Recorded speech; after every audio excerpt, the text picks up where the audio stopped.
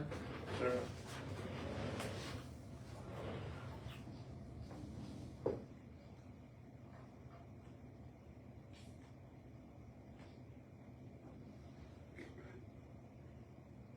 Ready, sir?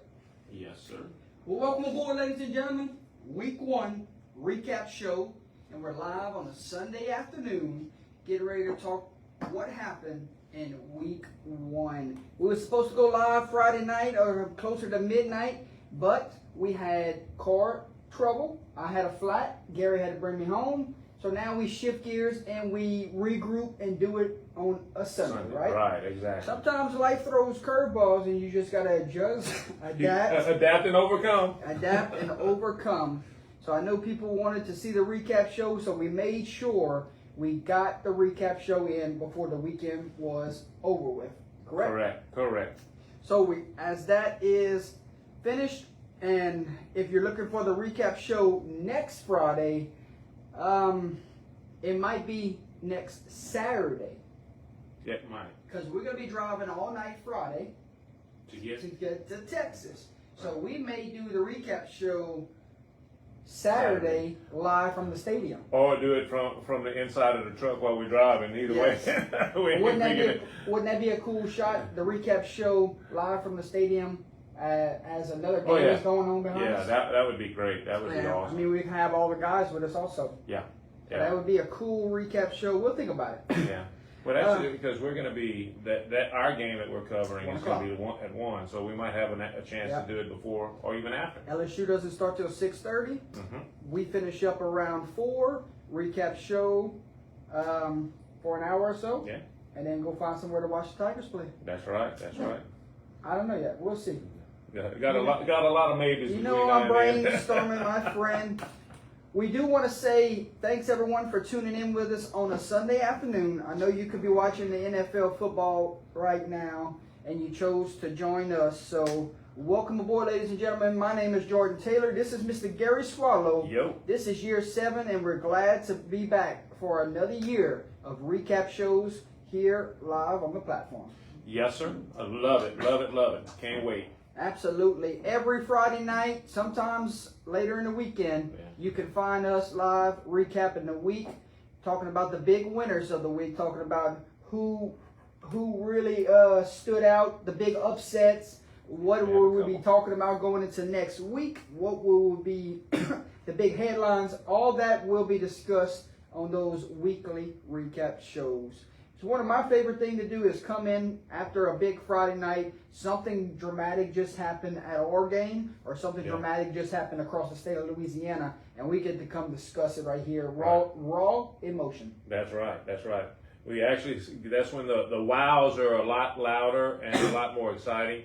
But yet we still have a couple of things that were, I guess you could be worthy of a wow this past week. If you got a big winner, go ahead and announce them in the chat at this time. We'd love to hear from you. Gary, you had some statement wins across the state of Louisiana. Yeah. We got some helmet stickers to give out tonight. We also had some games of the week. Could have called them game of the year early in week 1. Right. My goodness. There was some amazing. Some teams that we were really high on, Gary, got upset Didn't in look week so good. 1. Didn't look so good tonight. Friday and Thursday and Friday. So, wow. All we got to do is just say, hey, it starts. Your overall thoughts of week 1? Overall, very exciting.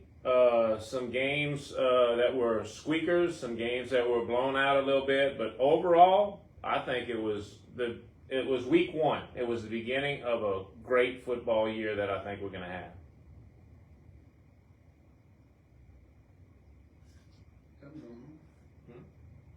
Something was going on. Real quick, Thursday night we got to cover Iota and Opelousas Catholic. You watched it from your office. What stood out to you from opening from the broadcast from UTL? Also the game itself. Well, the broadcast was great. I think y'all did a real good job on that. What I saw in the game, I think most of all, was the maturity of the maturity of OC and the youth of Iota. I think Iota's youth showed. I think OC had a little bit more experience, and as far as game experience. So I think that's what gave them the edge on that game. Okay. Friday night we covered two state champions going Right. at it. Talk to me about what stood out to you from that perspective. Also, we got some really cool shots that night for the first time, debuting the sideline. Right. Well, for us on the platform, we had some really good shots. I know that tripods gave me a little bit of fits to the way we did do that. So I feel your pain on that. But no, as far as the game itself, the shots that we shot was Pre-game, that shot, the pre-game walking through the crowd. Yeah, walking through the crowd. Tradition. We finally got to show the tradition of what Vermilion Catholic does every home game. Basically, if you haven't seen it before, it brings chills to you. It brings chills to you. To you whenever you watch it and see it. So that was great. We got a chance to watch two great football teams. Working hard to basically try to repeat. Last year, VC beat New Catholic High, and they went on to run the table after that, and then Catholic High ran the table after that game, after that loss. And I think this year, Catholic High was trying to do the opposite. Have not beat them for that senior class. Yeah, so that was the first time, and I think that both of these teams are very capable of making another run. What I noticed more than anything was the youth of VC and the inexperience.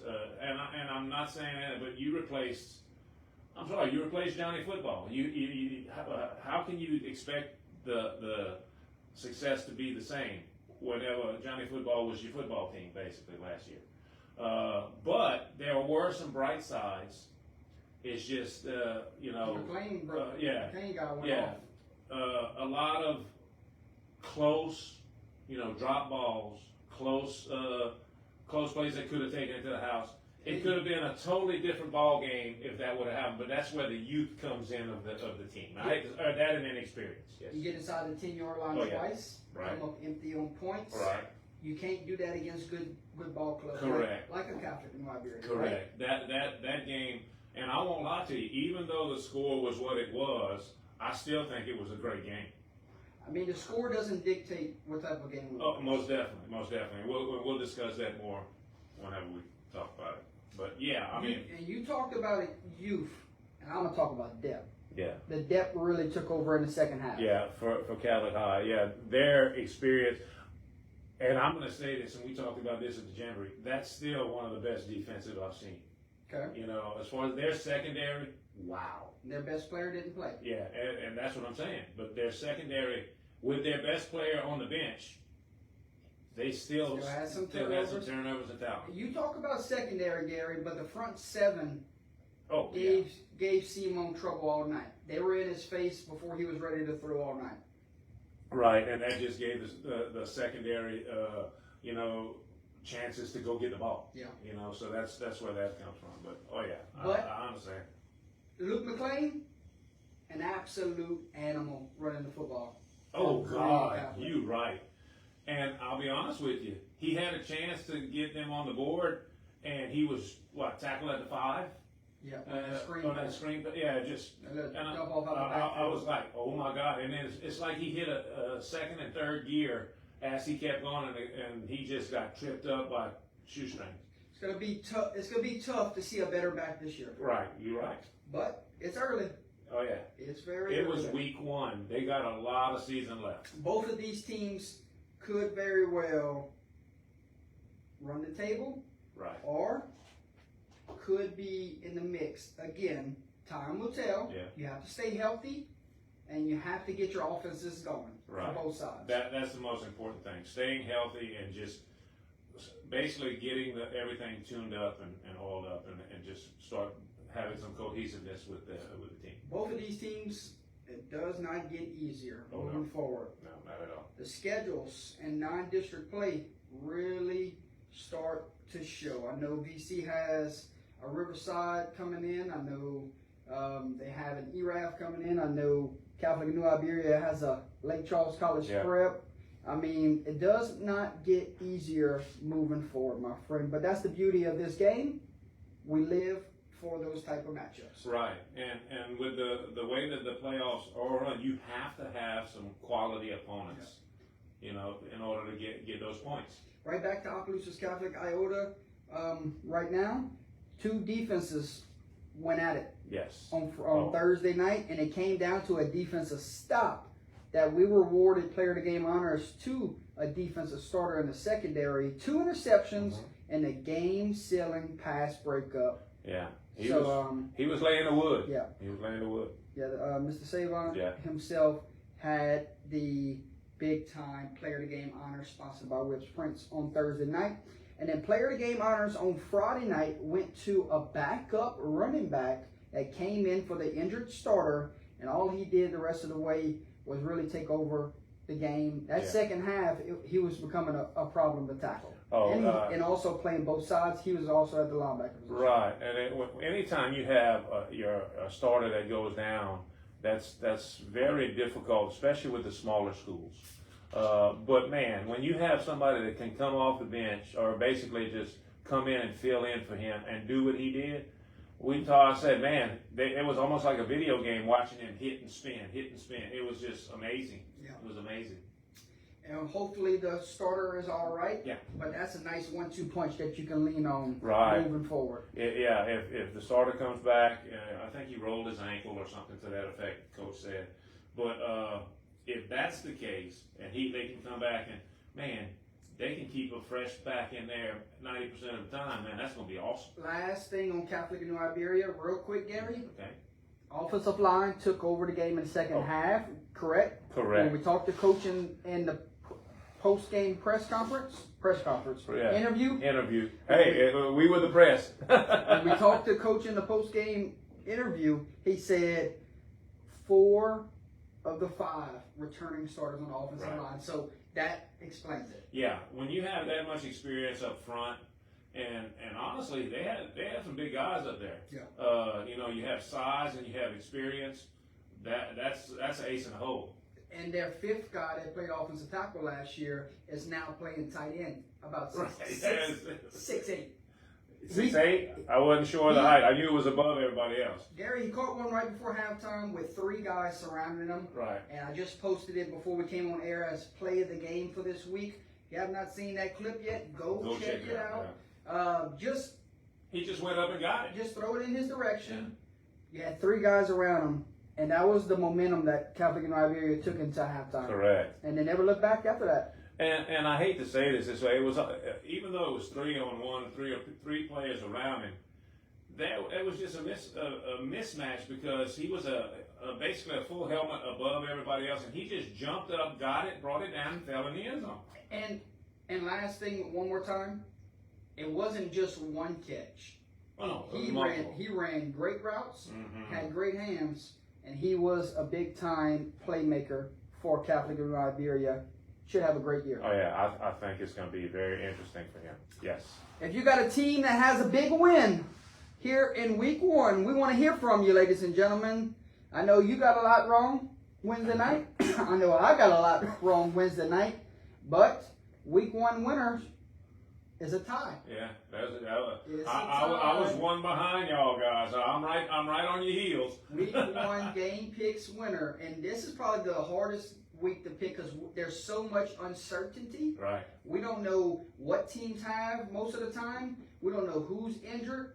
We don't know, like in this case, Catholic New Iberia, Eugene didn't even play. Right. Like we didn't know that going in. No. But other cases of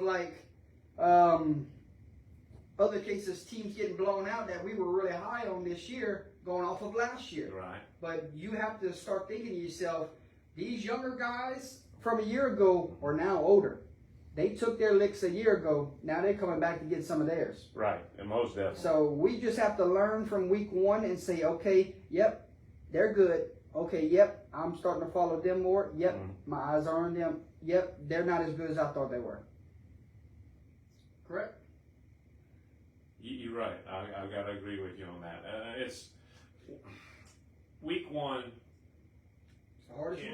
Is the hardest week because there's so much uncertainty, and I think that now going forward, at least we have something that we'll be able to look back and say, oh yeah, well they didn't do so well against this, and so. And then you go into week 2 when you're making some of these picks on Wednesday night. You're gonna look at yourself. Yeah, you may be 1-0.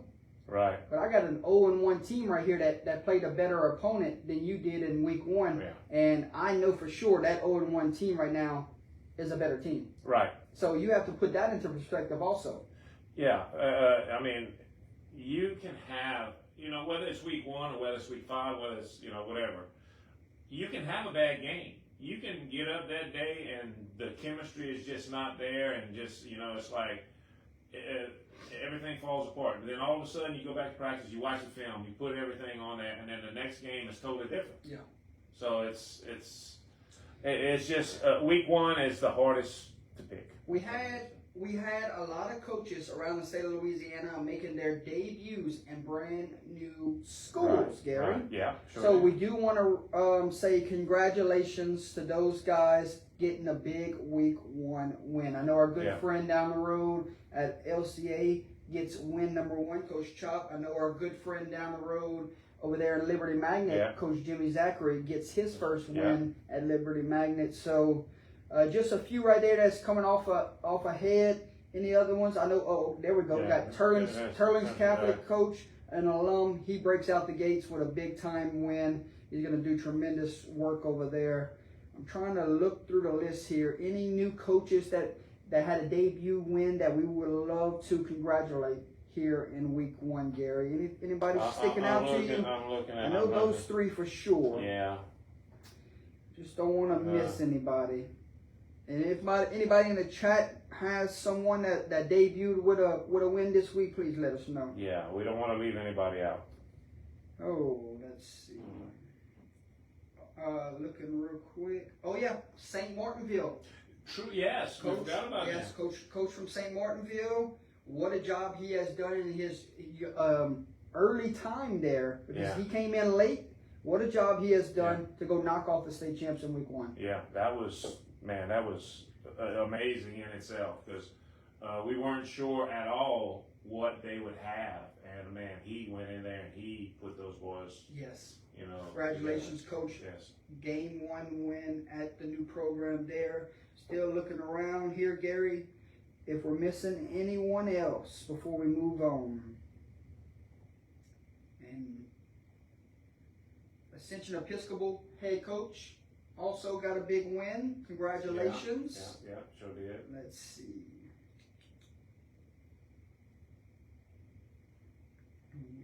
That might be it. Yeah. That might be it, Mr. Swallow, from what we're looking at right here. Why did we forget? And he's going to hate me for this. He probably will, because I don't know who he's talking about. As soon as we end this stream, he's going to be blowing up my phone. You darn son of a gun, you forgot about me. Probably. Who you talking? Coach Corey Brody. Oh, Coach Delcom High School. Yes. Starting off the year 1-0. Congratulations, Coach. I'm just looking through the paper right here, and it slipped my mind. We cannot forget about the Panthers and the era over there where Coach Corey Brody has begun. Well, the thing about it is that when we have new coaches, we're excited for them, but sometimes we just can't remember them all, especially on the show. So we apologize for that. But yes, new blood at Delcom. And excitement is in through the roof at that community right now. Right. So congratulations. If we missed anyone, we're sorry, but congratulations. Week 1, brand new programs. You're starting the year off 1-0. What a job. Well done. Yes. Gary Swallow had some Thursday night games. Sure did. Had a few of them. We had some routes. Yep. We had some great ones. Very close ones. And we have some ones that we will be talking about on the next Wednesday night show, Sam. You remember that one? Yeah. Mm-hmm. Most definitely. Most definitely. We start off with Westlake at Rose Pond. It's one of those games that were a route. Westlake, this is not in the same ballpark right now. Right. The Rams are head over heels in a different ballpark than Rose Pine is. They're trying to figure some things out at Rose Pine and Right. Westlake. We got to meet Coach Richardson for the first time. He said he's got a good group. Right. And we see it right here, 34-0 shutout on the road. Most definitely. We had the pleasure of meeting him, getting a stadium tour and everything like. Beautiful facility over there. But he has it clicking right there. And Rose Pine they're trying to build something, and they just need to work on that. A couple weeks ago, I talked about Westlake and said how important it is to make sure you take care of business in non-district play. And here you go. Check the box early. Most definitely. Most definitely. North Iberville and Central Private did battle at Central Private, and a 47-20 victory for North Iberville. We head into year 2 under the Joshua Gass era. And Gary, North Iberville is going to be a problem. North Iberville is going to be, I'm going to tell you right now, dark horse? that's my sleeper team. That's my dark horse sleeper team. Okay. Look out for North Iberville. They're going to come in Remember there. last year, they were a high seed. Yeah. Had a second round matchup at home. They got upset. But right now, those kids have learned from it, and they're going into this year with experience and confidence. Yeah. Well, last year was really their first year. So, now they've got that taste. All your underclassmen, your juniors, sophomores, and freshmen, and new freshmen that they have coming in, they're now seniors, juniors, sophomores. So look out. I mean, they're actually going to learn how to win. And, I can't wait to see what they have. So I'm going to tell you, look out for them. I think That's they're your going to dark horse in Division 4. That's my dark horse right there. Got you. Grand Lake bounces back in a big way this week. Shut out a week ago at the Jamboree. They come back the next week and shut out East Beauregard at home. 45-0. Shout out brand new defensive coordinator, our good friend, Coach Dufresne. Yeah, he was at Iowa a year ago. Right. I think they just woke up. They just said, "Oh no, that's not us," and they just they flipped the switch. That's it. Grand Lake gonna be tough moving forward, Gary. Yes. You know who else is gonna be tough moving forward? This next one, yes. Might not lose a game in the regular season. You're right. I gotta agree with you on that. Helmington Christian and highly talented Javon Vital. Gary, 39-14 victory over DeQuincy. This game was played in DeQuincy after a late field change. And congratulations to Helmington Christian. They pick up career win 100 as a high school football program. Yeah. What a night. Yeah. I mean, they're just a team that is clicking right now. They're I wouldn't want to play them, as far as, because they have some talent, and like I said, they have a very good group of kids that are working together. When I talked to those guys in the stadium tour over the summer, they mentioned one name, and they said, we want our lick back at DeQuincy. DeQuincy was the only team that beat them in 2024. Well, Right. Gary, they got it done here a year in the making, Right. and they had it on their mind Yes. Thursday night. Most definitely. And, the fact that they had to go to DeQuincy, and that kind of made it even better, So, but that was a great victory for them. 100th career win in program history. They put that game ball away somewhere, Coach. Yeah, put it in there. Coach Washington, one of the best out there. Yeah. Albany at Westminster Lafayette. A team that we're really high on this year. Coach Kent Gable's got those guys rocking and rolling. They're bigger, faster, stronger going into year 2 as a program, Gary.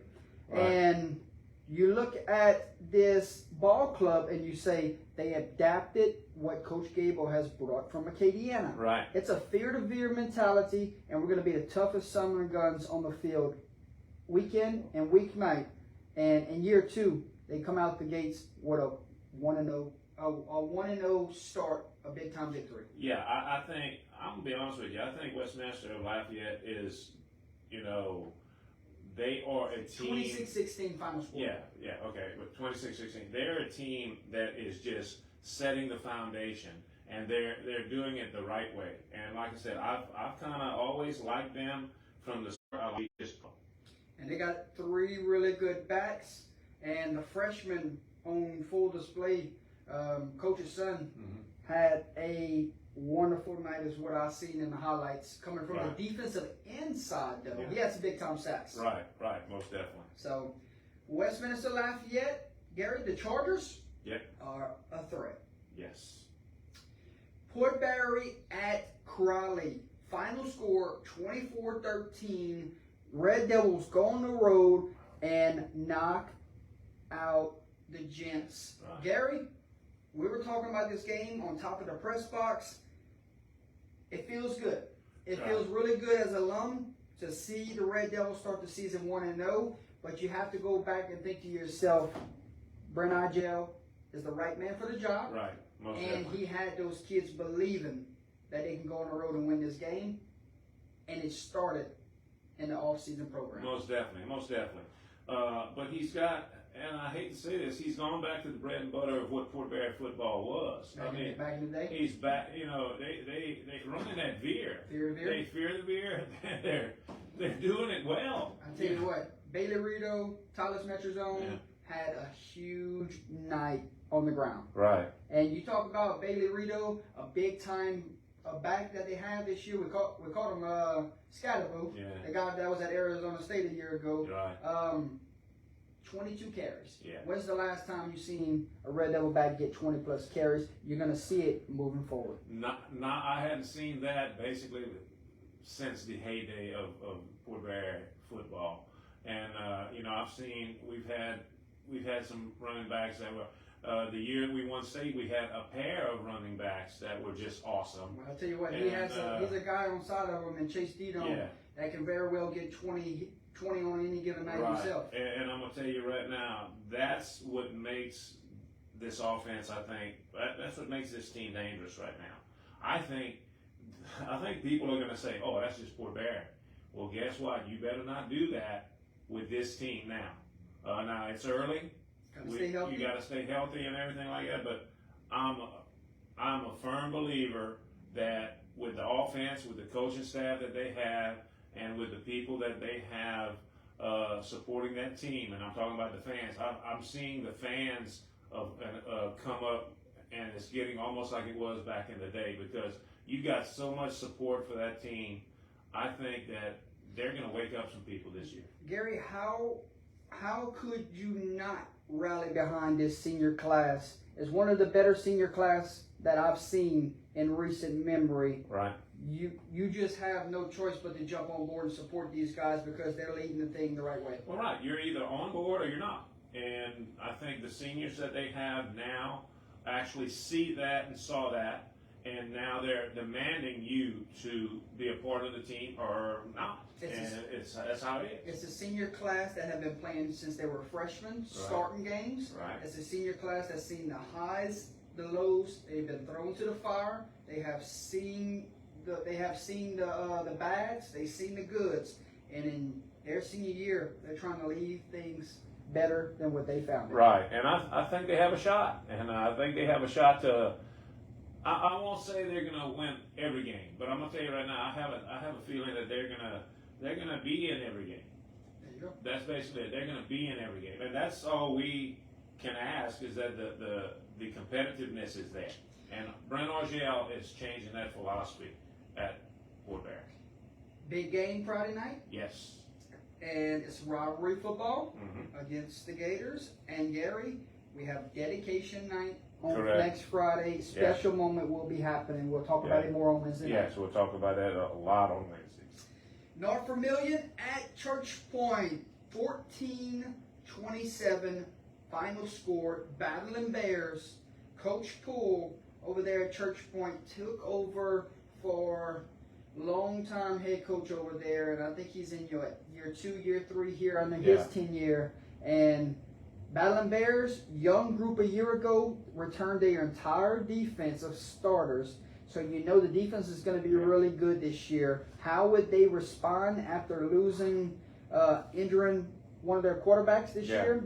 Yeah, their starter. Plugged one in, and those guys did not blink. They come out and get a big time win over Coach Moy Ball Club. Yeah. That if you're not ready, they'll hit you in the mouth for 4 quarters. Right. But looks like Church Point was ready. Church Point has always been a hard hard-nosed school to play against, because we also those boys over there are corn-fed, you know, and they always either working in the field or they playing football, you know, and I don't know how true that is, but you know, I'm gonna tell you, they're very fierce competitors, and they're gonna be a force to be reckoned with this year. Battling Bears start the season 1-0. They got a big matchup next week. Right. Marksville, Battling Bears. That's going to be excitement to see, because you know how improved Marksville is. Yes. And Church Point looks like it's going to be another great year for the Battling Bears after bouncing back from last year's. This was not their standard. Right. I'm excited to see what Church Point does moving forward, Gary. I am too. How about Newman and St. Charles? Gary, this one went sideways very quickly. Yeah. This one was broadcasted on the LHSA network Thursday night, so a lot of people around the state got to watch this game on full display. Well, they have a very good idea of both programs moving forward, and so do we. Yeah. We have an idea on Newman and St. Charles. Let's say the Comets are starting the year really strong, and you know St. Charles wouldn't be down for long. Down a year ago, and they come back with full force here this year. And Newman, a lot of question marks are starting to raise. Right, a lot of question marks for Newman's. You don't see a Newman's school, you know, suffer a loss like that. But St. Charles, when they rebuild, they'll have a down year, but usually by the next year they're going to be right back in it, because you know their tradition over there. Yeah. It's so I think St. Charles is they're going to make another run. St. Charles Comets, if you don't have them on your radar yet, you better put them on your radar now. Correct? You're right. Well coached, also. Yes, most definitely. Extremely well coached ball club, and if they're a year older, St. Charles could be back in the mix of making title pushes. Right. I think they're gonna give people trouble right now. Yeah. I'll be honest with you. Opelousas and Turlings, two teams debuted in brand new head football coaches, and on the night of Thursday, the Rebels would get the better of the Tigers, 48-12 victory. Turlings starting the season off 1-0 in a big time way for head coach over there for the Rebels. Gary, I thought the Turlings Rebels coming into the season were going to be really good. Right. I picked them to win district. Right. How about the Rebels going on in week 1, getting a blowout win in this one? Right. I didn't expect a blowout. I thought that they were going to win, but I didn't expect a blowout this big. That just tells me that they're basically they're hitting their stride early. Yep. You know, they might be in midseason form right now, and OHS just needs to shake it off and get back to normal. You know, they'll have a bye week this coming week for Opelousas. So any nicks, knacks, bruises, injuries, they can get taken care of, and also they have 2 weeks to prepare for their week 3 opponents. Correct. So that could work in their favor. They can get them right back into playing Opelousas style ball. Right, and you know, Coach Coleman, once he gets something on film where he can actually start pointing and teaching, that's where he starts to educate. That's where he's such a plus, because he knows how to teach the guys. So I think that's one of the biggest things that he needs to do right now, is say, hey, this is what we messed up on, show them, and get them to correct it, and I think they're going to be fine. Turlings, moving forward, you better stop the run. Yeah. Because don't underestimate Turlings, because I promise you, I'm like Jordy, I think they may well take this district. If there were ever a year, it's this one. Yeah. And the big one. That was a big one, man. I had the big one. Evangel at Neville. There, we had this one on the screen upstairs Thursday night. We were watching. Oftentimes we have one eye on the field in front of us and one eye on this monitor, because it seemed like every few minutes someone else was scoring or something else was happening big play wise. Right, man. An early candidate for game of the year. Very much so. In week 1, guys, week 1. this was one of the most amazing games. On Wednesday, I said it. I said, this is going to be a shootout. This is going to be hard-nosed, nail-biter, and it was. I thought it was going to go the other way, but hey, that was just too good a game to not say great job to both teams. Evangel proved that they belong in the mix of that Division I bracket. Most definitely. On Thursday night. Most definitely. And Neville, if I told you you would end the season, you would end your season because of a blocked field goal a year ago, and you would come back in the same place, and in week 1 you would win the game on a blocked field goal, you can't script that. No, you can't script that at all. To me, You've seen both sides of a blocked field goal. Yeah, I've seen a block. I've seen the team kicking it react to the block, and I've seen the team blocking it react to a block. So it's like, oh my God, it was just emotions going everywhere. But this was a great ball game. That's all I can say. That's crazy how you end the season. That's crazy how you end the season blocked, and then you come back in game 1 of the following year. And you block the game-winning field goal. Wow! You can't script you can't script this stuff. This is movie-style type of stuff, Gary. You're right. You 100% correct. One more from Thursday night. We had Westgate at Lake Charles College Prep. That game was played at Welsh High School. Gary, Westgate goes on the road, knocks off Lake Charles College Prep 28-20. What a ball game that one was. Lake Charles College Prep proved to a bunch of people around the state of Louisiana that you better not sleep on them in Division 3. Prep? Or 2. 2. I You better not sleep on them in Division 2. Because, Gary, real quick, we came in on Wednesday night talking about we thought this was going to be a competitive ball game because Lake Charles College Prep is a year older from where they were a year ago. Correct. And we know Westgate is cracking a lot of people's top 5 rankings around the state of Louisiana. Well, they had a battle out the gates. Yeah, and hey, we talked about this all during the weeks coming up that prep was going to be vastly improved, and they're going to be competitive. A big threat. Yes, very big threat, and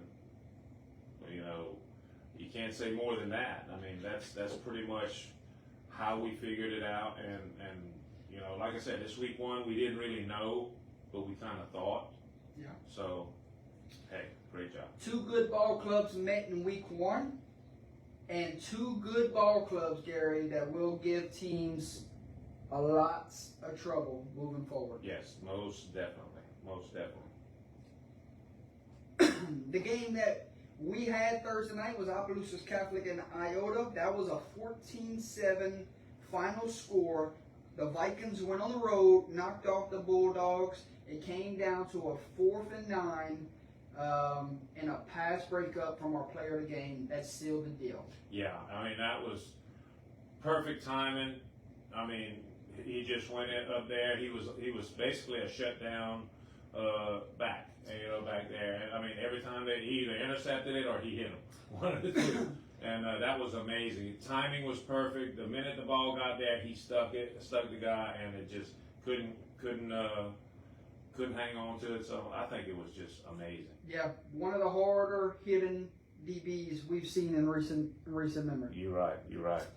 All right, and then on the Friday, we had Catholic and New Iberia, Vermilion Catholic. We talked about this game a little bit. 20-0 final score. Panthers knock off Vermilion Catholic. Not only do they get a win, they're also in a 3-year undefeated streak from the Screaming Eagles. And they win that game 20-0. Right. And Catholic and New Iberia, we have to make sure moving forward that they're healthy. I know they have the back. I know Vermilion Catholic, not much depth.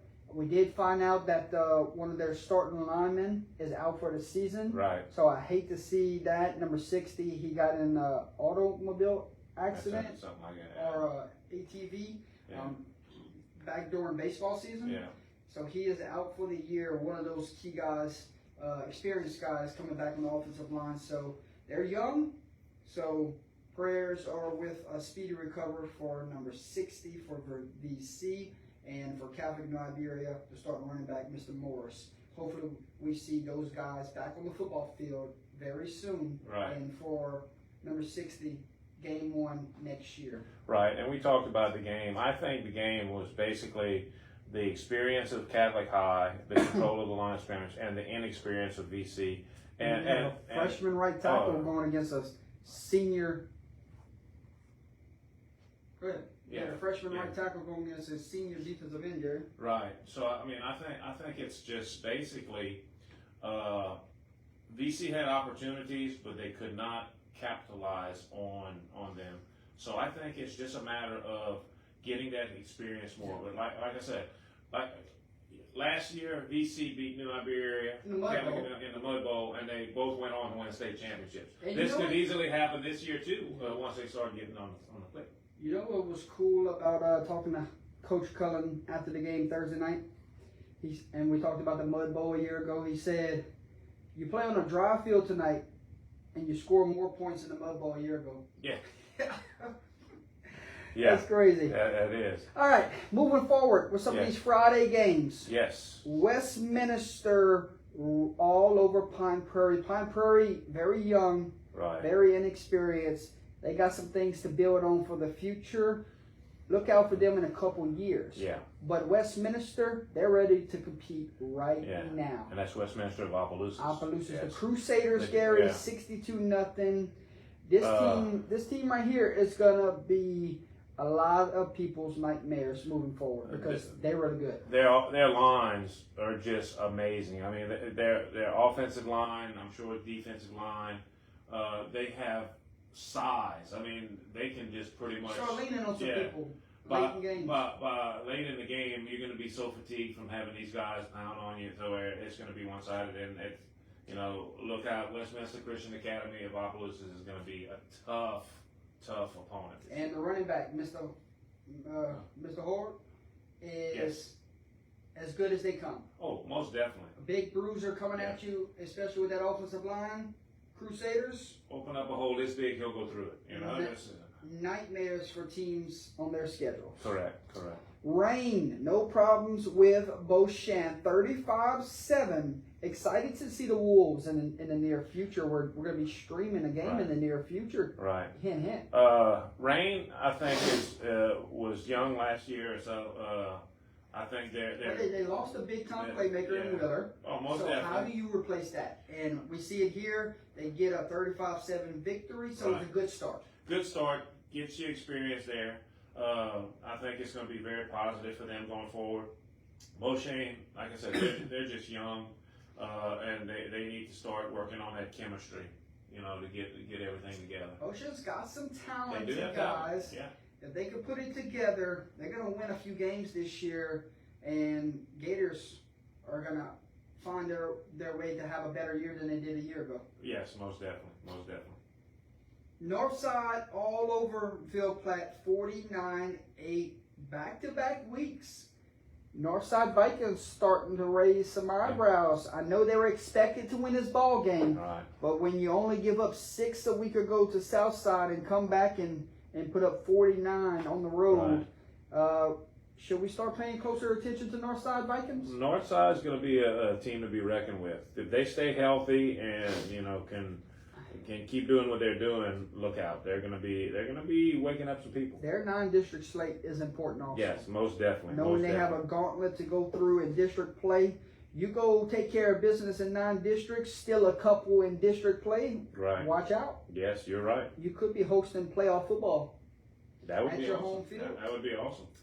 Livonia at East Jefferson. This is the one that still bugs me from Wednesday night because I wanted to roll with the Wildcats. Right. East Jefferson coming off of a really good season a year ago. It bit me, Gary. I did not go with my gut here. I should have went with the Wildcats, and the Wildcats go on the road and upset East Jefferson. What a win. Yeah, Livonia's been down for a couple years. And I think this is they're finally getting to that step to where they can actually start saying, "Hey, we're still here." And I think they're going to wake up and show some people this year. You got a big week 2 matchup Yeah. in Livonia at North Iberville. Yeah. Gary. That's going to be a good, interesting game. We'll talk more about that on Wednesday. Who's walking out of that one? That might be a split panel that night. That might be a split panel. All right, Gary. Oberlin at Vinton.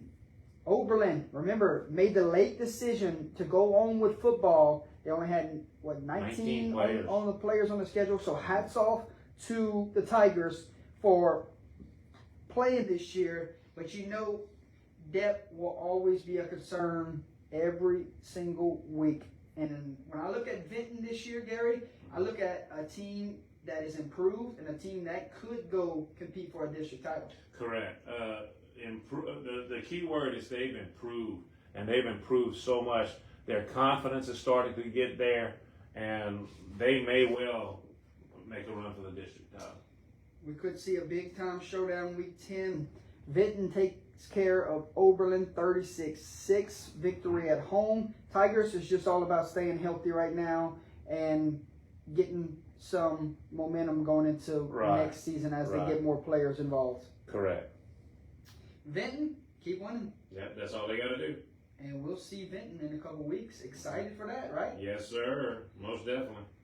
Brobridge at Natchitoches Central. This one was close a year ago. Yeah. 2-point game, not so close this year, my friend. This game surprised me. I thought it was going to be a lot closer. Brobridge ran into a brick wall here. Yeah, and when you say a brick wall, you mean a big brick wall, because they were shut out, and that's something that you don't see very much in Brobridge. Yes, last year it was the injuries that started to pile up with Brobridge. Right. This year, I'm not sure why the 41-0 shutout loss. Right. We'll have to find out some more. But Natchitoches Central, congratulations! What a way to start off their year in a big time way. Correct. Moving along, Holly's Lock of the Week hits for 1-0. Yeah, buddy. Bunkie Panthers, no problems with St. Mary at the Grove, 42-0. Boy, was the Grove rocking or what? I heard they were there early tailgating.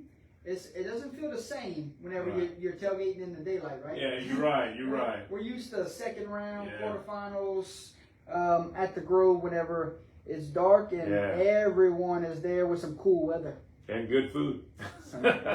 You'll always get good food no matter if it's hot or not. Yeah, good food at the Grove no matter what. Absolutely. So excited to see the Grove down the road, but Bunkie starts Holly's Lock of the Week off in victorious fashion. Oh, yeah.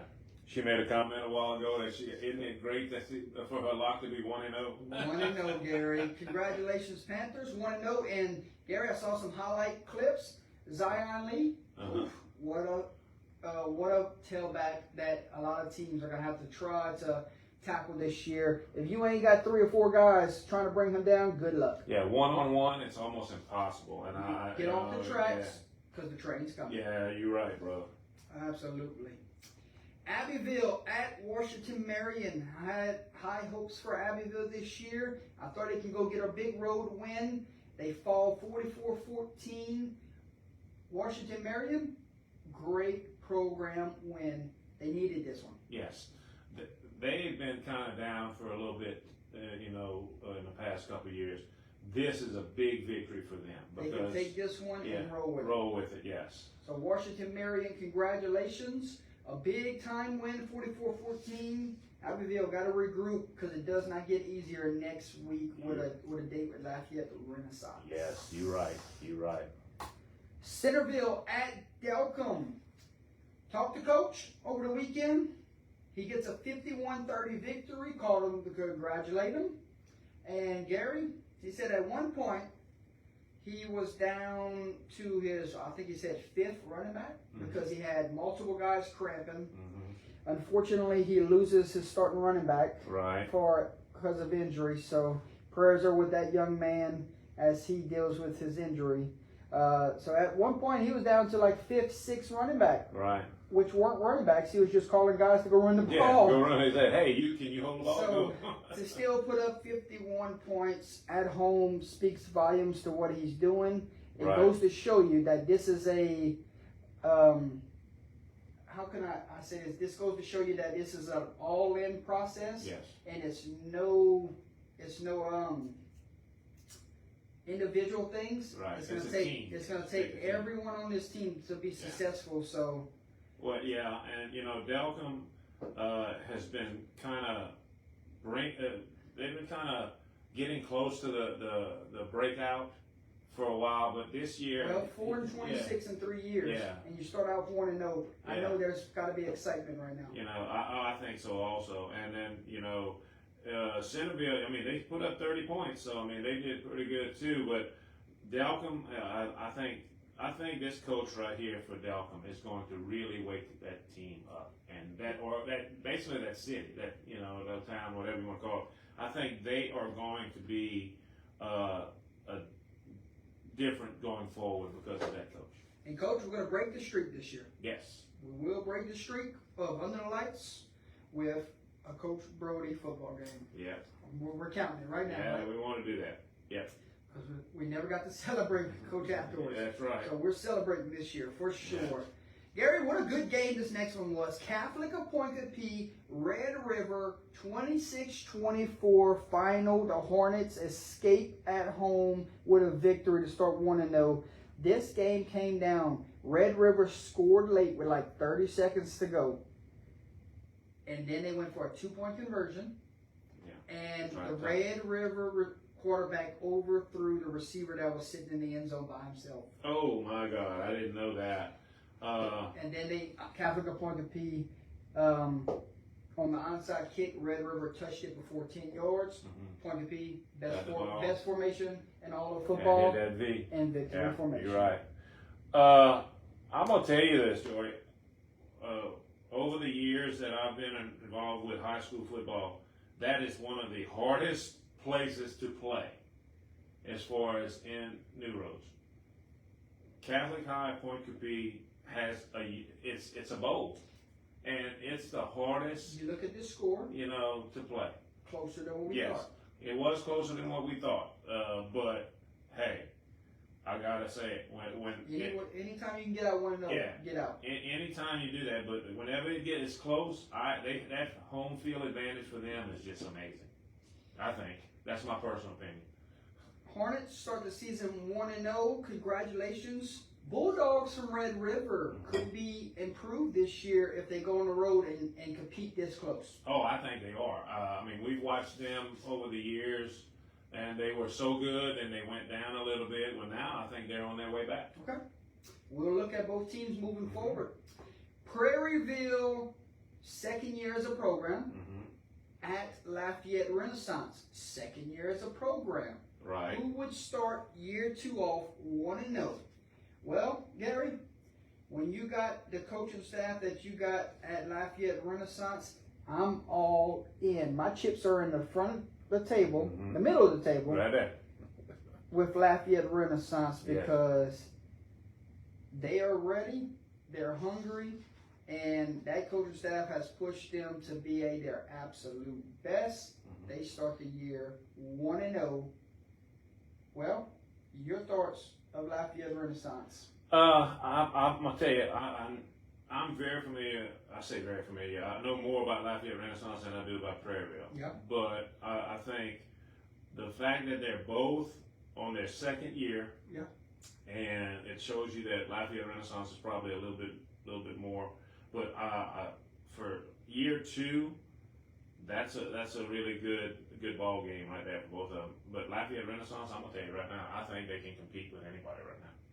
On their schedule? On their schedule, yes, most definitely. Okay. Lafayette Renaissance and that ball club, well coached, well-oiled machines, ready to roll. Yeah. Moving forward, Lafayette High at Franklin.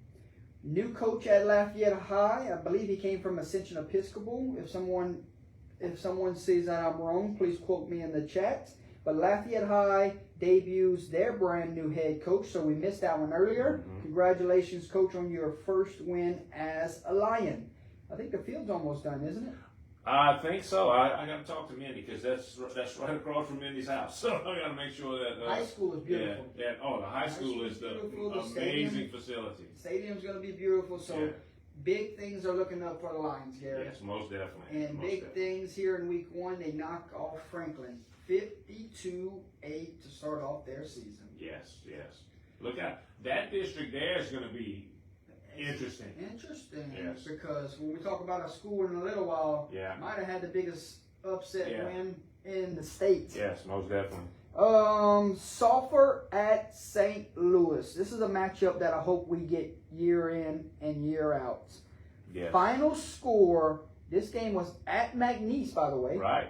Final score, Sulphur beats St. Louis 13-10, Gary. You know how this game came down? No, how did it go? Inside the 5-yard line, St. Louis going in for the game winner, and one of those Sulphur Tour defenders put their helmet on the football, knocked it out, recovered at the 3. Oh my goodness, Ball game. man. Ball game. But you know as well as I do, St. Louis, Sulphur, they're so close to each other. I mean, they're right there. They're not far from each other. They're all in that area. And I think this is a game that I think should be played every year. Man, what a finish. It's amazing. It's amazing. Yes, it's amazing. When your backs are against the wall and you're on those, you know how the old saying was, who's gonna show up whenever the game's on the line and you're on the goal line? Yeah, somebody got to do it. Defense did it. That's right. Congratulations. Sulphur, 1-0. St. Louis coming back from a year of a disappointment a year ago. Right. This is a good showing. Yeah. Oh, most definitely. Don't let this loss, hurt you, because it's a learning experience and it's just going to make you better. And look out. St. Louis going forward, watch it. Yep. Manny at Logansport. Manny goes on the road and knocks off Logansport 35-19. I know this is one that we all got wrong. Yeah, but that just shows that, Manny's tradition, it may be back. Gary, I talked about Manny for our week 0 show, and y'all looked at me like I was crazy. I said they're a year older, and I thought they were going to go win the district title this year. Amen. Year 2 over there with Coach, and Coach has those guys believing that they're back to Manny style of football. Yeah. And small victories often don't show up, but the way they ran the football the other night, their rushing attack, phenomenal. It's a step in the right direction for Manny to being back to where they want to be as a program. Most definitely. And I think, look out, they're going to be, Manny's going to take this victory and run with it. Logansport's going to take this loss and they're going to learn from it. And that's what it's got to take. And I wouldn't want to play either one of these teams right now. I think Logansport's going to be upset that they lost, and Manny's going to be excited that they won, and they're going to try to keep going. Elton at St. Ed's, Gary? Yeah, buddy. At one point, this was a 28-20 ball games, and Elton had the lead. Yeah. And then, I'm not any good with math, Gary, but 58 minus 20 is what? A lot. But wasn't it tied at 28? Yes, I'm getting there. That's what I'm saying. It was tied at 28, and then all of a sudden something happened. And then it looks like a switch flipped. Mm-hmm. 28-20 ended up being 28-28, and then 28-28 ended up being 58-28. All those unanswered points, just like that. St. Ed's Blue Jays get a big win at home and build momentum as they get ready for the road trip to Arlington, Texas next week. Yep. And it's a date with Sacred Heart of Texas inside Choctaw Stadium. Momentum carries. Yes. And you get a big come from behind win in week 1. Guess what?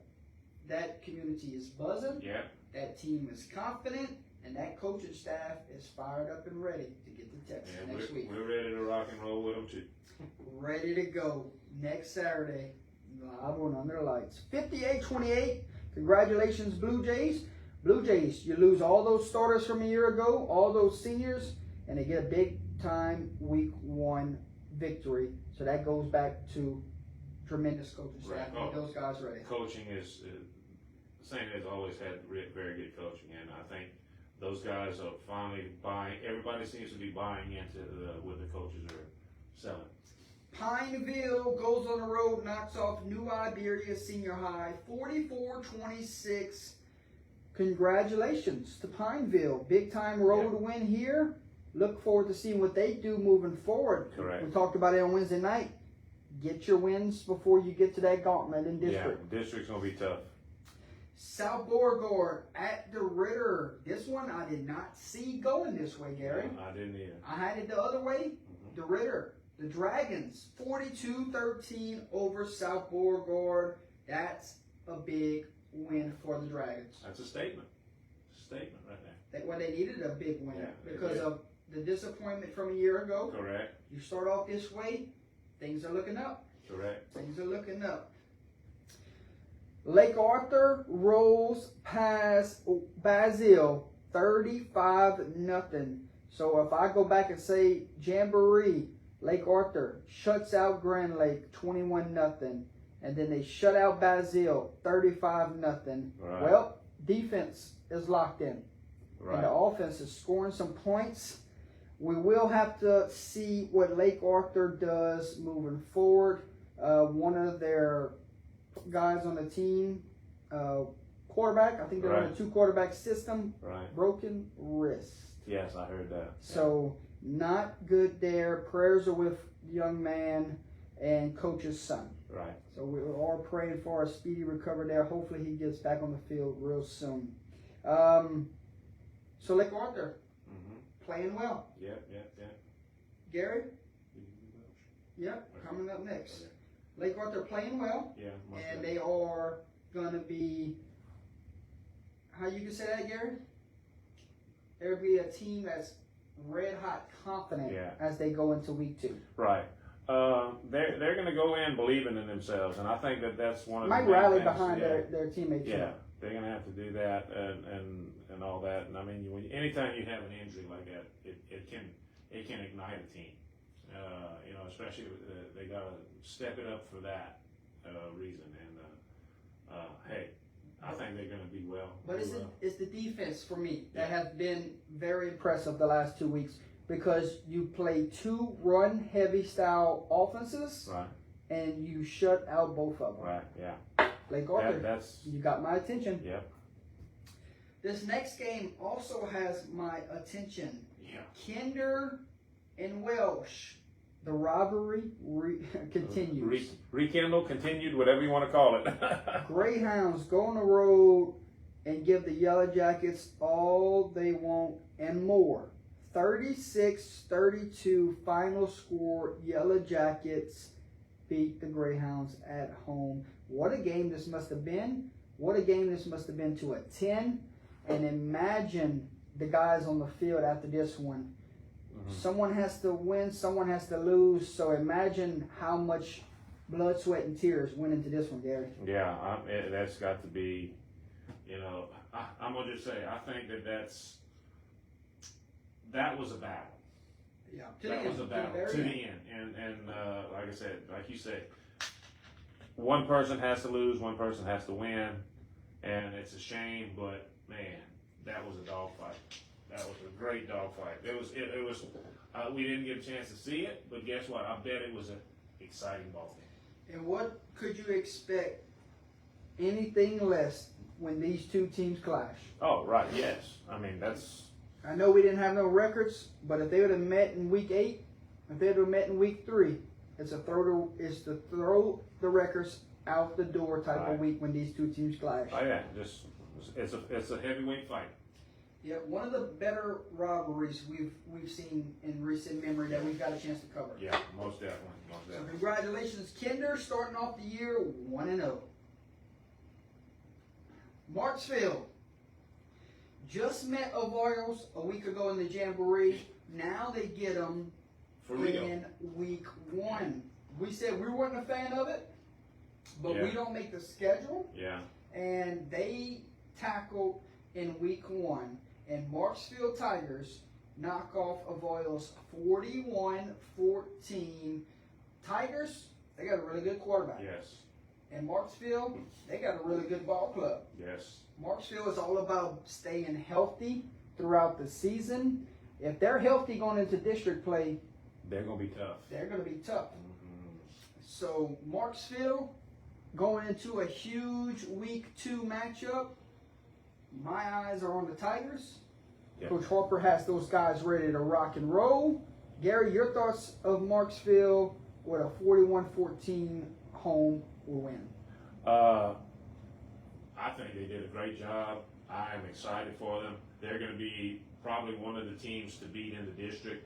It'll be a 3-man race. I think so, but they're gonna basically they're gonna make some noise. I think they're gonna make some noise. Just when you overlook them, they'll get you. Yeah, That's yeah, what yeah. that's what the Marksville's starting to look at. That's the key. You don't ever take anybody for granted. And I'll tell you what, if you take Marksville for granted, you're gonna get beat. This next matchup, you have your favorites in the district. Right. No, you better start. Yeah. And if they didn't grab your attention at the Jamboree, like they did me, They got it now. they got it now. Sacred Heart Trojans go on the road and knock off Oakdale 32-0. But I saw this. I saw this defense playing the Jamboree and said, yep, they're for real. Yeah. I didn't know how the offense would look, but I knew the defense was going to be scary, scary good this year. And the Trojans to go on the road and knock off Oakdale, which has a talented set of skill guys, 32-0. Shut them out, Gary. Shut them out. Shut them out. I saw it at the Jamboree, and we see it in week 1. You start talking about statements. Well, Trojans wanted to make one. Yeah, you're right. And I'm gonna tell you, they caught my eye on this. Them doing what they did to Oakdale. Oakdale may be down a little bit this year, but let me tell you something. They're not down. They only lost 3 seniors. Well, that's what I'm saying though. But they may seem like they're down with this, but Oakdale's a good ball club. You talking about the score may not reflect the team. Oh, right, exactly, and that's what I mean. But I mean, they're a good ball club. But for them to, do this to Oakdale, oh man, look out. That's where you're right. The defense stepped up and they controlled the game. So look out. When you start talking about that district race, well, you better enter Sacred Heart into the conversation. Yeah. I have 2 chairs at the coffee table that they can come sit down and we can talk ball because they are contender to go win this district title. Most definitely. Yes, I agree. Congratulations to the Trojans, 32-0 victory over Oakdale. Wow. Yeah, big wow. Man, not a wow like shocking, just like a wow like we did not see this coming until last week. Right. Like the whole off season, we were not talking about Sacred Heart. Well, Now we are. Now we are. That's right. I guess we need to start talking about this next team too. Yes. Ascension Episcopal all over Kaplan, 41-7. I thought there was a chance that Ascension Episcopal could steal a win. I didn't think Ascension Episcopal can steal a win by 30-something points. That just proves to me that they're coming out ready to go. I mean, Could Ascension Episcopal be a new threat in this Vermilion Catholic District with a win like this? It's possible. If they stay healthy, yes. If they stay healthy. We got a long way to get there. But if they can stay healthy, I think they're going to throw a monkey wrench in that district. Man, this district just got more interesting after a week 1 win from Ascension Episcopal in dominating fashion on the road against the Pirates, a Kaplan team that didn't look bad at the Jamboree a week ago. Correct. But Ascension Episcopal, they do a job. Year 1 coach. Watch out for the Blue Gators, Gary. You're right. Sam Houston knocks off Leesville 44-35. Broncos bounce back from their jamboree loss and knock off Leesville. We wondered what was life after the highly talented running back from Leesville graduated. Well, Gary, I think it'd be all right. 35 points in week 1. Mm-hmm. They can still score. I think they can be okay. Sam Houston come back, and it felt like they had a chip on their shoulder this week. Right. Broncos knock off Leesville 44-35, but not before. I'm sure the fans were treated to a heck of an offensive showdown. Yeah, you're right. You're right. What else I got for you, Gary? Long road trip for Sanama ends in victorious fashion over Bird, 49-6. Must have been a fun bus ride home. Wasn't this the longest distance from school to school? Didn't he not say that? Well, so that was a long road trip, but guess what? It was worth it on the way back. I bet you they stopped at the Whataburger. Yeah, they stopped at the Whataburger parking lot and they had some food. I bet you they stopped at the Whataburger on the way home to celebrate. My God, yes. My goodness. Santa Mont, but a team in that district that is in that race. That's going to be a heck of a race with Santa Mont, Denham Springs, Dutchtown, East Ascension. The list goes on. That's going to be a heck of a race. Well, I can't wait to see that. Once district starts, we're going to start being able to see, because these teams, if they stay healthy, man, they're going to be some evenly matched teams. Yes. Gary, this next one, close. Closer Yes. than the experts picked. Yeah. De La Salle falls to Central Baton Rouge 13-20.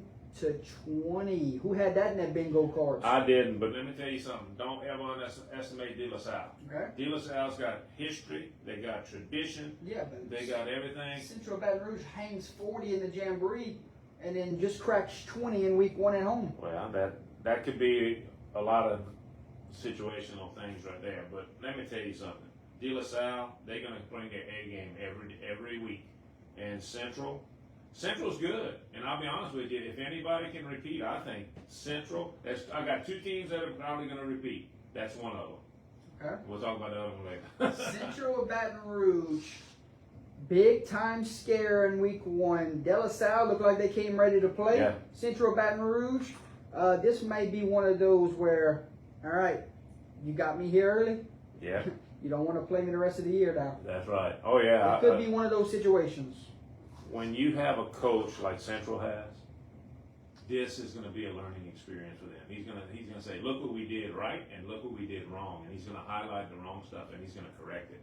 So watch out. I don't want to play him now. I didn't want to play him before. But yes, whoever they play in week 2, Central might have something to prove. yes, most definitely. They're going to try to flex some muscles. Terrebonne at Riverside. This one right here was intriguing, to say the least.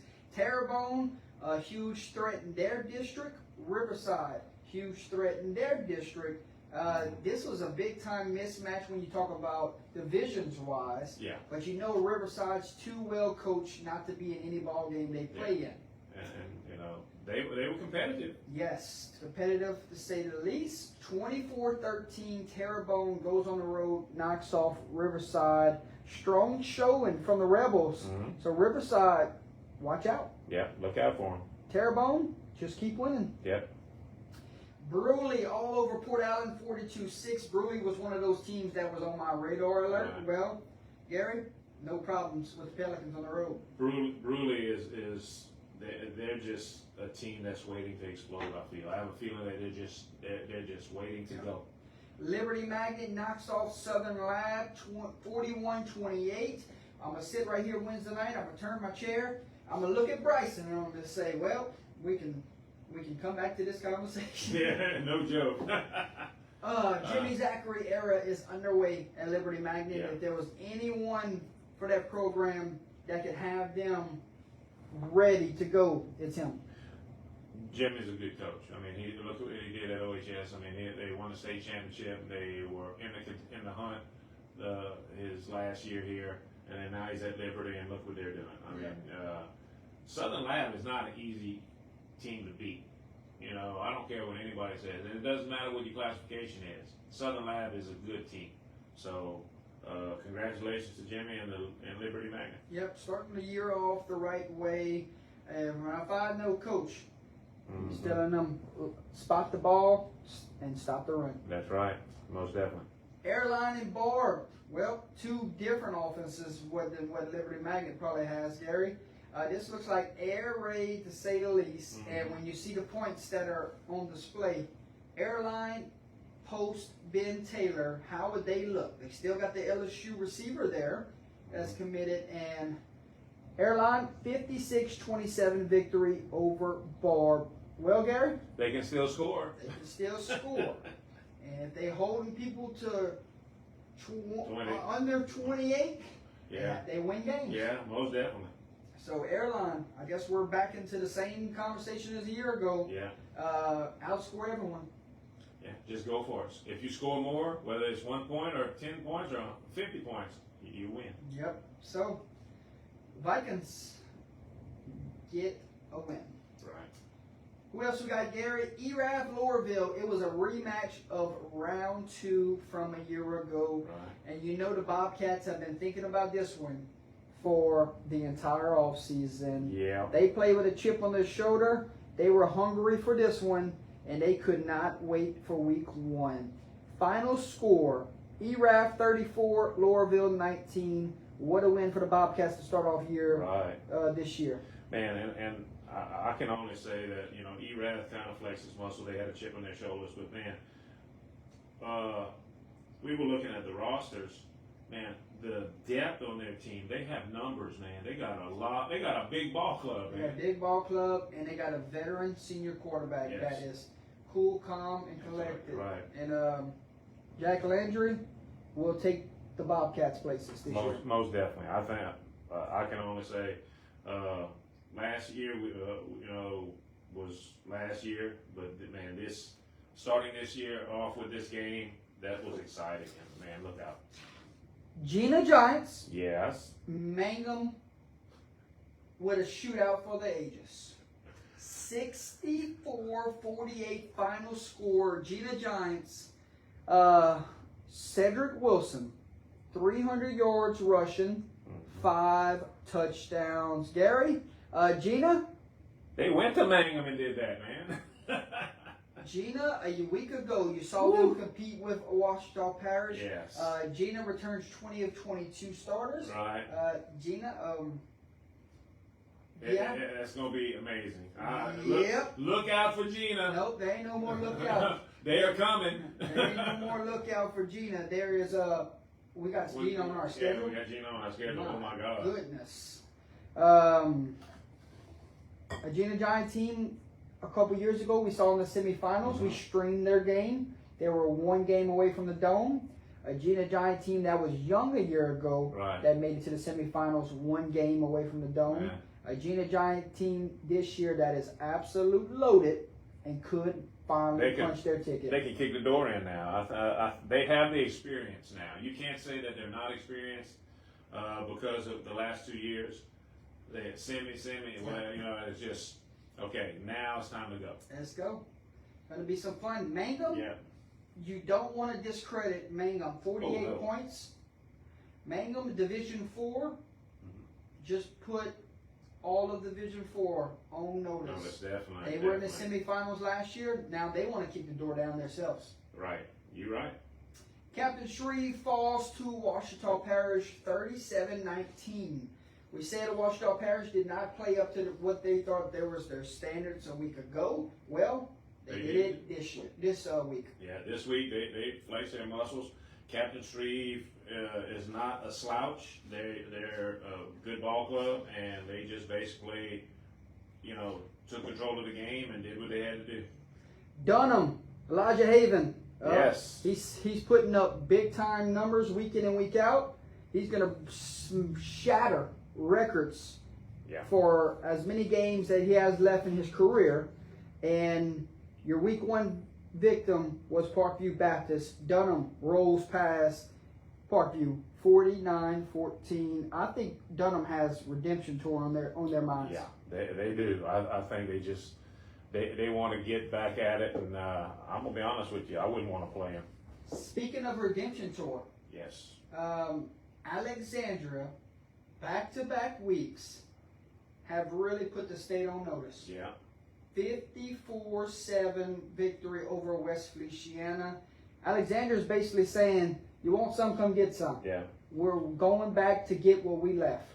Alexandria, as far as their experience now, and the thing about it is, they were always under the radar. Well, they're not under the radar now. They're flat out on top now to see where they're. Who can stop them? That's the question. Who can stop them? A team that fell in the Superdome a year ago is loaded on defense. You lose the talented running back. Well, Gary, seems like they just plugged some guys in. And 54 in week 1. All 3 phases. They just reloaded, man. They just All reloaded that 3 offense. phases. They lost a great offensive play, running back. But guess what? They must have somebody that just took over. And you know what? I wouldn't want to play them. They're going to be amazing. Yep, Alexandria could be dancing in NOLA again. 54 points. And a defense that shuts them down to 7, only allows 7. Man, look out. Yep. Edna Carr, Archbishop Shaw. Ooh. The battle of the state champions here. That was the second one we had this week. Yes. Edna Carr, they're calling it the Free Smoke Tour to go back to back. Yeah. And step 1 of that tour starts with a shutout victory over Edna Carr, 35-0. No, actually it was over Shaw. Oh, yes. Okay. Edna Carr over Archbishop Shaw, 35. What I said? You said it backwards. Okay. The University of Edna Carr beat Archbishop Shaw. 35-0. Yeah. Defense led by Richard Anderson. And his brother on the other side of the line. I don't know his name, but they like twins and they just meet at the ball. It's unbelievable. Absolutely nasty. Yes. Defense they have over there. And offense with the quarterback, Senior Johnson, is highly talented, and they're going to be a huge threat to go back to back. Gary, this next one was a great ball game. Brother Martin, East Ascension, final score 29-22. Coach Brock Mathern almost pulled off a big time upset here in week 1. Brother Martin escapes on the road 29-22. Brother Martin's always a strong ball club, and East Ascension, I had my eyebrow up on them. I thought East Ascension was going to really do it, and they did. I mean, they went in there. Actually, Brother Martin came in to East Ascension, and they lost by a touchdown. You know, and anytime you're competitive with Brother Martin like that, man, that's amazing. Speaks volumes of what type of season East Ascension is fixing to have. You're right. And Brother Martin competing in that talented Catholic league. Start off 1-0, and you know every game will matter before you go into their gauntlet. Correct. Karen Crow goes into Cougar Stadium and shocks St. Thomas More. I don't think many people outside of Karen Crow, Louisiana, had this one as the Bears winning this game. St. Thomas More, they just don't lose at home. That's the key thing, Jordy. This was at Cougar Stadium. This is at home for St. Thomas More, and that's something that doesn't happen. You don't beat STM at home. You don't do it. But guess what? Karen Crow did. Karen Crow said, no one's talking about us. Right. Karen Crow said, we got a talented player on our sideline that no one is given enough credit for. Correct. They said, we got a coaching staff that's ready to go out and compete week in and week out. And Karen Crow went into St. Thomas More unintimidated. Correct. Get the win, 30-27. Gary, one of my big shockers of the night, from Friday night. Yep. I'll give that to you. That was a wow. That was one. That was a wow. When we were walked away from the stadium Friday night, we were coming home and we seen that score. That was one of those. That's a win that Karen Crow's been waiting for quite a while. Yes, most definitely. And St. Thomas More, poof. I wouldn't want to play him next week. Yes. I hate to say it that way, but Whew. Northwest at Eunice. Bobcats get a win 16-14 at home. This one right here looks like it was everything and more. Hard-hitting action, turnovers, everything you can want in a ball game. Eunice gets a 16-14 win over the Raiders. Gary, I said it on Wednesday. I said they were a year older. Yeah.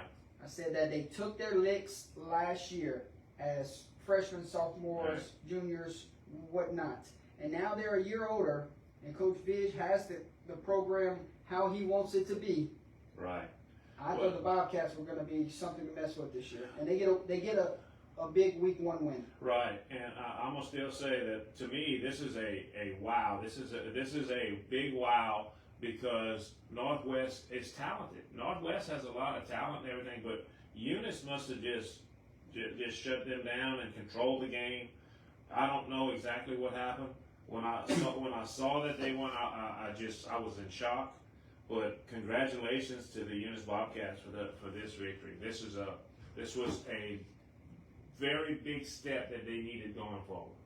Eunice starts the season 1-0. Remember in week 0, I picked Eunice. I thought they could go win the district because they were older this year. Correct. Well, before we even get to district play, they start with a district champion from another division, and they get a 16-14 win. Bobcats, they're going to have a great year. Right, but I'm gonna tell you, I think this is gonna be a learning thing for Northwest. They're gonna have to clean some things up, and I think they're gonna learn from it. They're gonna learn from it. It's only going to make them better moving forward. Correct. Does not get easier for both programs moving forward. Oh no, not at all. Eunice has a date with Jennings next week. Yeah. A Jennings team that is also coming off of a loss, right. And a team that you wouldn't think you would want to play the following week. Correct. Northwest, they got Jennings in a couple weeks, so I mean, both of these teams here does not get easier. No. Iowa at Jennings, Yep. 35-6, Gary. Iowa caused 6 turnovers on the way to a road route victory over the Bulldogs. My questions was, Iowa, you got so much turnover. How do you respond in week 1? You have so much turnover from graduation. Yeah. How do you respond in week 1? Well, They showed us. How about a statement? Yeah. This is a statement. Iowa love going stream them, love watching and following them, but this was a statement that said, "Don't forget about us." That means they said, "You written us off. Well, you're not welcome back on the bandwagon." Yeah, that's right. That's what they told us. Pretty much. But Iowa, tremendous win on the road. Congratulations. Yellow Jackets, they don't reload, they just rebuild, right? I mean, they don't rebuild, they just reload. That's right. Yeah, catch me when I'm wrong, son. Oh, yeah, something like that. Cecilia at St. Martinville, a rivalry that we've waited quite a few years to see it competitive again. Diesel exits the building, and we have a 1-score game here in week 1, and St. Martinville knocks off the defending state champs 34-29. What a win for year 1 coach over there at St. Martinville, Gary. Yeah, you're Stuns the state champs in week 1. You're right. He's sitting back there going, "Oh my God, oh my God, oh my God." Yeah, but that's what rivalries do. You can't go by that. When it's a rivalry, look out. What a win. Yeah. Absolutely. St. Martinville, moving forward, we'll see them down the road when we stream a game, but my oh my, you go and knock off the state champs in week 1, that's a team to be reckoned with the rest of the way. Correct. Franklinton at A meet. They get a win 39-12. We heard it all week. Franklinton shut out in the Jamboree. What is wrong with them? They're not as good as last year. We heard that last leading into last week. We heard that you can't go win an A meet. It's too tough to win an A meet. Right. Well, Franklinton said, well, hold my beer. Pretty much. That's what they said. The Demons get back to their standard of play, and they go knock off A meet in dominating fashion, 39-12. And Gary, it makes me mad that I even doubted them here in week 1, knowing that how good of a Mandeville Skipper team they played in the Jamboree. Right, exactly. So, hey, one thing I'm gonna tell you is that you better not take them for granted because they're playing up right now. Franklinton, runner-ups from a year ago, well, they kick off their season in a big way. Yeah, they do. And man, I'm gonna tell you, I'm excited for them. They might that runner-up position might just lit a fire all across the school to where they can come back and try to get. They want to get the gold trophy, not the silver one. Notre Dame at Southside, debut of the brand new stadium, and the Pios spoiled the party, Gary. Yeah. Notre Dame. Good game though. Notre Dame back-to-back weeks. First, they lose to Karen Crow in a shootout in your jamboree. Right. That should have been something that got you on your radar right there. Yeah. And then Southside, they go on the road and take down the Sharks 35-28. What a win for the Pios. Never underestimate a Louis Cook ball. No, I was gonna say, getting ready to say, with Louis Cook as the head coach, you know he's gonna have that team prepared. But then across the other side, you got a young man and Jess Curtis that's coaching Southside. They're still, this loss, I think is going to ignite them, and look out for them in district. Notre Dame moving forward. We talked about LCA. We talked about Lafayette Renaissance. Notre Dame, that race for the district title, that's going to be some ball games. Awesome. Yes. That's going to be some major wows. Plaquemine at Zachary. Broncos knock off a game-ready Green Demon Ball Club 52 Green Devils. I'm sorry. Green Devils, yes. Green Devils Ball Club 52-28. Zachary Broncos, tough place to play, and a tough-nosed, hard-nosed, well-coached ball club. Plaquemine, still one of my favorites to win a state title in that division, and they were tested early to see where they are, and 28 points on the road, 52 given up, but they will be better from playing a Zachary ball club. Zachary's always hard to beat, man. Yeah. Zachary is a ball club that basically they're not easy to beat. You got to go out there and you got to play 4 quarters and wide open. Yeah. But hey, that's a good ball club there. Madison Prep goes on the road, knocks off Dutchtown 48-41. Would have loved to have been one of those flies flying around the concession stand. Yeah. Just to watch this game. Where's the defense? Up close and personal. Where's the defense? Gary? But Madison Prep, I mean, they're Madison Prep is a contender. Right. And Dutchtown, great fight at home against a talented Madison Prep ball club. These two teams moving forward, that's two that you will keep your close eye out on. Correct. North DeSoto all over Union Parish 46-3. What is going on in Farmerville right now? That's the $1 million question. And North DeSoto, with senior led quarterback over there, could be their year. Well, I didn't see that. I didn't see this spread. It doesn't surprise me that North DeSoto beat them. The margin of victory that blows my mind. Yeah. So I don't know what happened there, but congratulations to North DeSoto. That was a statement win right there. Calvary Baptist all over Oak Grove, 30-7. Calvary Baptist, same situation. Don't just rebuild, reload. Reload, correct. Oak Grove, it seems like they're in rebuild mode after they lost that talented senior class. Correct. And don't take this the wrong way. I think it's a little bit easier for Calvary Baptist to reload than Oak Grove. But this might be just that down year to where they have to just kind of get some more experience out there. With Calvary Baptist, they're always going to be Calvary. Calvary dresses out like 100 per game. Yeah, pretty much. So it's amazing. That's why it's easier for them to reload. Yeah, you're right. Archbishop Rummel at Lafayette Christian Academy. Gary, Knight Field was rocking. Wow, now that was a wow game. I'm sorry. Last year they played it in the Superdome, and it was a 7-point game. Well, this year the game was decided by an extra point. 1 point. Special teams are special. Can win and lose ball games. Yes. And LCA kicks off the Coach Chop era with a big-time victory over a Catholic League school. What a win for the Knights, Gary. Let me tell you something. This is a exciting ball game because it was so competitive. but to win the way that they did, and I'm sorry, you can say that's a local team for us, and LCA has always been in the hunt, and but so has Rummel, and so look out. I think this was a very big victory, statement win for LCA to say, hey, we're back. So that's what I think it is. We're back in contention to go win another title.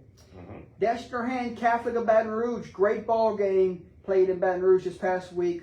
The Bears get a victory 32-23 over Destrehan, and that was a great one. Destrehan came out just on the slight edge. Yeah. Catholic of Baton Rouge seems like a team that's got business on their mind. Right. Catholic, wants to get back to the title game. I know they do. Catholic of Baton Rouge. Destrehan, I mean, they want to get there also, but I think it's going to be.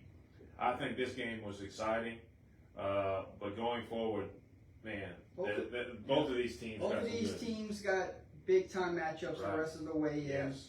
We'll see who can ultimately get where they want this season. Catholic Baton Rouge gets the early week 1 win. Destrehan, Acadiana, 49-7 blowout win for Big Ruston. Gary? Yeah. I didn't see this coming, man. Either Ruston is loaded or Acadiana's down, or it was just a good old butt kicking on Friday night. Your thoughts? Man, I don't know whether it's, whether Ruston is up or Acadiana's down or a combination of both, whether they had some miscues, whatever. I just think that's this. I did not see this. I thought it was going to be a very close ball game. But man, Ruston just went out and flexed their muscles, and they just dominated. So if I had to guess, I would say from the looks of it, it was an old-fashioned butt whipping. What a win for Big Ruston. Yes. Knowing they're fixing to get into their stretch of playing out-of-state teams. Yep. A big week 1 win to fuel confidence in the program that's coming off of a runner-up season a year ago. Correct. Don't count out Big Ruston ever. You're right. And Acadiana does not get any easier. Nope. Not at all. Goodness. Because they get Zachary next week. Oof. You're right. You're right. How about we do take a look ahead into week 2, Gary? Let's do it. Some exciting matchups in week 2. Lake Charles College Prep has a date with Barb. University Lab will kick off game 1 against Rummel at the Superdome next week. Right. Yes. And then you will have American Heritage will play Edna Carr in game number 2 at the Superdome.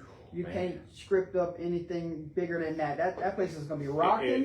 Superdome is going to be packed. If you are near New Orleans, go. Yes. Go. I think Church Point Marksville is an underrated matchup. That's going to be a good one. Yes. Lutcher and St. Charles, always fun. Yep. How about Eunice and Jennings? Intriguing. Jennings coming off of a loss. How they will respond, and how will Eunice handle the success of week 1? Correct. That's going to be interesting. That's going to really be interesting to see how they can respond to the week 1. We got Brother Morton and St. Paul's. How will Brother Morton and St. Paul's? Their clash is always fun ball games. Calvary Baptist at Neville. That one right there is not getting the hype that the American Heritage and Carr will get one, but it's still a magnitude ball game next year. That is going to be one of the most exciting ball games of the week. How will St. Thomas More respond? It does not get any easier. They will head to Baton Rouge and play Catholic of Baton Rouge this week. Oh, wow. So they're heavy hitters. Yes, so if you know how to we'll have those guys ready to go. Mm-hmm. But Catholic of Baton Rouge, no easy test there. Right.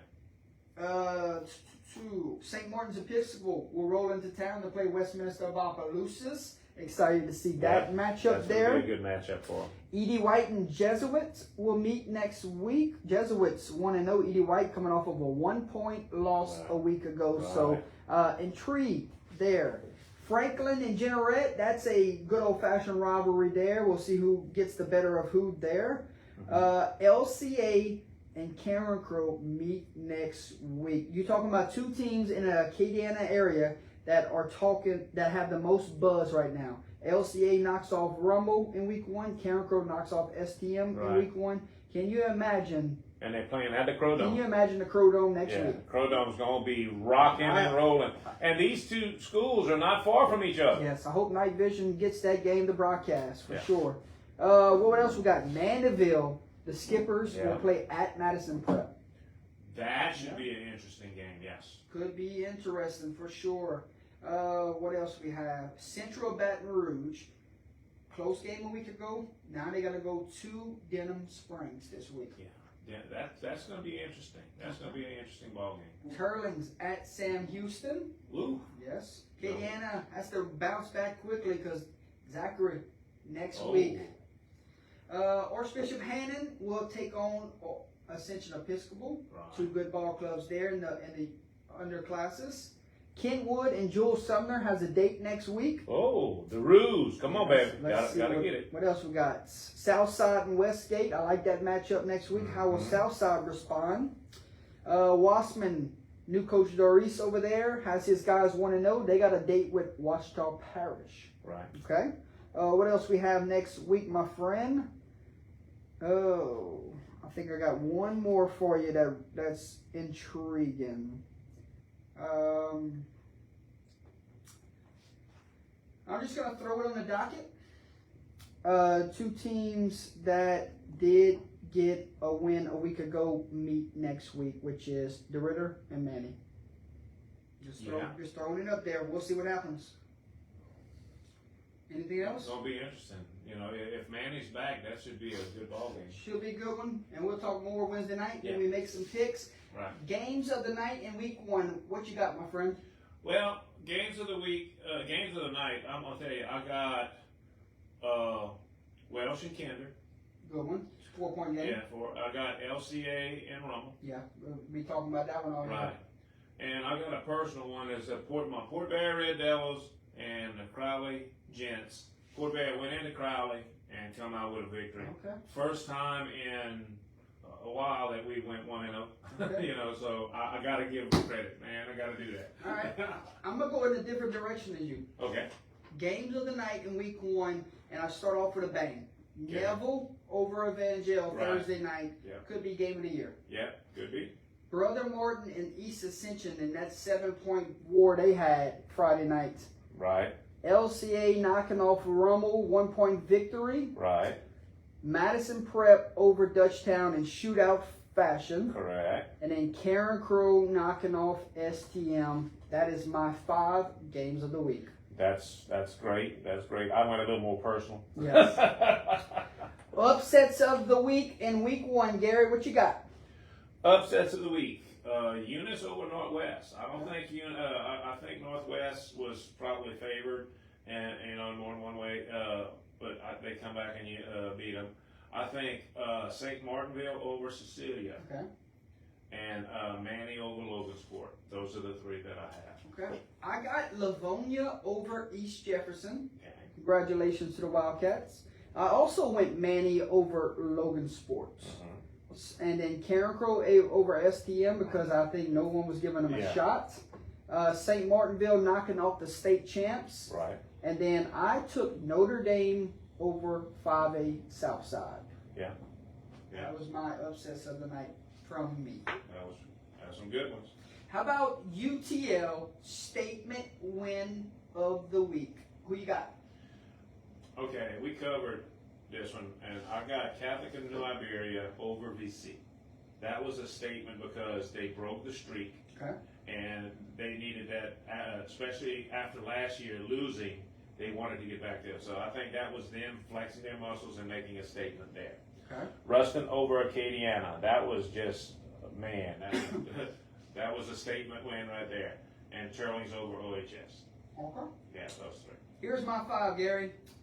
Ruston over Acadiana. I gotta agree with you, not because of Ruston beating Acadiana, but because of the way they did. Yeah.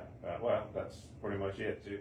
Notre Dame over Southside will be a statement win for myself. Shows the Pios ain't going anywhere anytime soon. Karen Crow over St. Thomas More it sent shockwaves across the state of Louisiana. Right. LCA over Rommel. The Knights proven that they wanted to make a statement in week 1 that they are title contenders this year. Right. And then Iowa over Jennings in blowout fashion. They get 6 turnovers. Give me Iowa statement win of the night, Gary. Yeah, I got you, brother. Time to give out some helmet stickers. UTL helmet sticker of the week. Who gets yours? Okay, I got 3. Okay. Okay. First one, the Sacred Heart Trojan defense. Like it? I like it. I'll give that shout out to the defense, but a shout out over Oakdale. Edna Carr, their defense also over Shaw, shutting out a state champion. Whenever you see that, and don't get me wrong, I think everybody knows Edna Carr is going to be good, but that was not seen to me. I thought Shaw was going to be able to score. Okay. Okay, and the personal one, I got to give to my Red Devils. Okay. I got to give them for their 1-0 victory. The team did a great job. I'm so excited for them, starting the new year off right. All right, my friend. That's it. I will go next. Yes. UTL helmet sticker of the week in week 1. I start off with the game that we covered Thursday night. Opelousas Catholic Vikings get a big time win on our platform. They earn helmet sticker number 1. Friday night we covered this game, and Catholic New Iberia gets a big win on the platform. They earn helmet sticker number 2. Helmet sticker number 3 is going to be the Port Barre Red Devils. Remember, I was the only one that picked them Wednesday night.